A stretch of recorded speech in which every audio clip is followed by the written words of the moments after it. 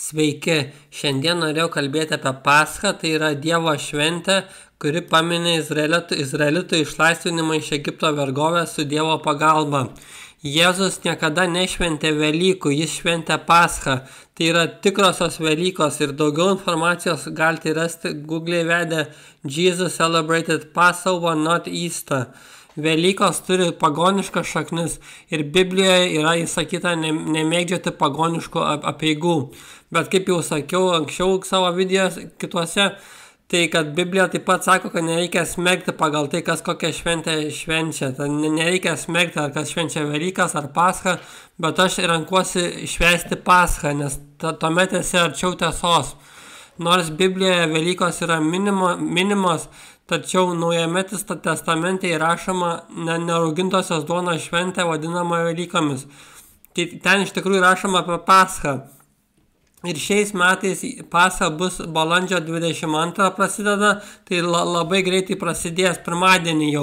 Aišku, jeigu kitais metais žiūrėsite, tai reikia pažiūrėti datas Google, tiesiog įveskite Passover date ir metus nurodykite, kiekvienais metais skirtinga data yra. Taip pat, man atrodo, Biblijoje paraštėse irgi rašoma, kai visuomet Velykos paminimos, paraštėse rašoma, kad ten kalbama iš tikrųjų apie Paschą, o ne katalikiškas tas Velykas. Taigi, rezimuojant, žodžiu, Pascha yra tikrosios Velykos, o ne mūsų švenčiamos Velykos. Ir kai kurie krikščioniai švenčia Paschą kaip ir žydai, tarsi būtų vidiniai žydai. Taigi, kaip jau sakiau, nereikia smerkti žmonių, kurie švenčia vienokią ar kitokią Dievo šventę. Bet aš galvoju, jeigu švęsčiau Velykas, Kalėdas ir panašiai, tai būčiau prie pagonių, nes šios šventės turi pagoniškas šaknis. Tuo tarpu, jeigu švenčiu Paschą ir kitas žydų šventes, tai aš būsiu prie žydų, kaip kitaip sakant, dvasinis vidinis žydas. Tad mano nuomonė geriau būti vidinių žydų negu pagonių, todėl aš švenčiu Paschą. Ir svarbiausi Paschos simboliai. Tai visų pirma nerauginta duona, kuri vadinama, nežinau kaip tiksliai tarti, maca. Nerauginta duona, ji valgoma, kad paminėti, kaip žydai skubėjo pasišalinti iš Egipto. Kitas aspektas - karčio žolelės, dažniausiai krenai arba karčio salotos, kurios pažymi, kaip sunku buvo žydam vergystėje. Taip pat petražolės. Aš dabar daug informacijos pateiksiu, bet paskui rezumuojant viską suglausiu, kad būtų lengviau. Dabar daug informacijos pateiksiu, kaip Pascha švenčiama, bet pačiame gale rezumuojant padarysiu trumpai viską. Taigi kitas Paschos simbolis yra petražolės, pamirkytos sūriame vandenyje, reprezentuoja žydų ašaras Egipto vergovėje. Taip pat yra avinėlio kaulas bei vynas. Man atrodo, bent 4 taurės reikia išgerti vyno, ten įvairius Dievo pažadus minint. Taip pat Paschos atributas yra Išėjimo knygos Biblijoje skaitimas, arba galima klausyti per YouTube, įveskite Exodus. Taip pat Paschos aspektas yra nuodugnus namų valymas, kiekvieno kampo ir visų raugintų produktų sunaikinimas, kad jokios duonos likučių neliktų. Čia kaip ir spring cleaning, pavasario valymas.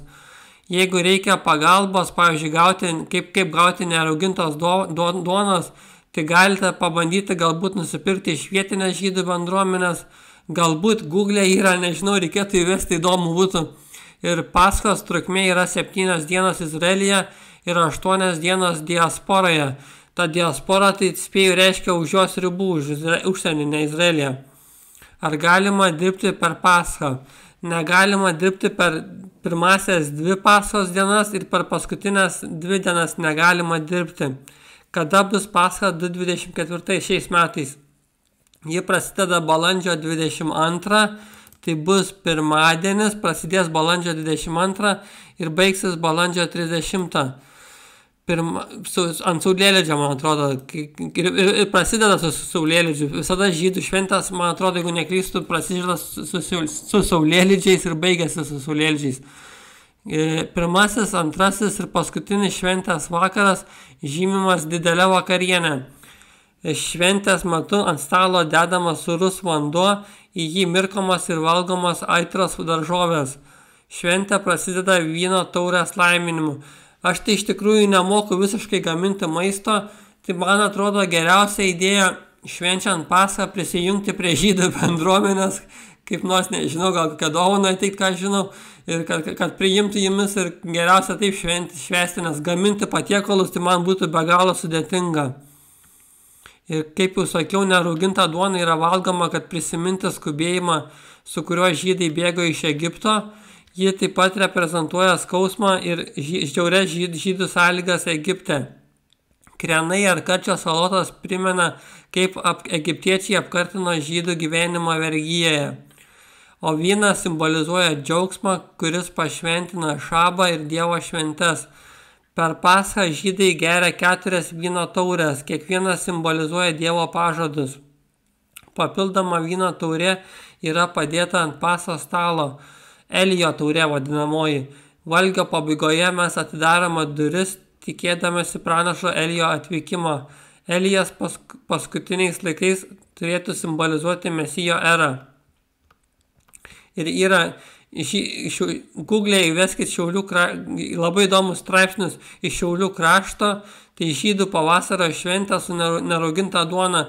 Ten apie visus patiekalus rašo, kaip jos iš ko padaryti ir panašiai. Ten, jeigu kas moka gaminti maistą, tai kaip jau sakiau, galite Google įvesti Šiaulių kraštas žydų pavasario šventę su nerauginta duona. Ir dar kitos idėjos Paschos šventimui, tai galima pastatyti avinėlį ant stalo. Man atrodo, Pigu LT esu matęs avinėlį žaislą, kaip vaikų žaislai būna. Tai simbolizuos, kad Jėzus yra Dievo avinėlis, kuris naikina pasaulio nuodėmes.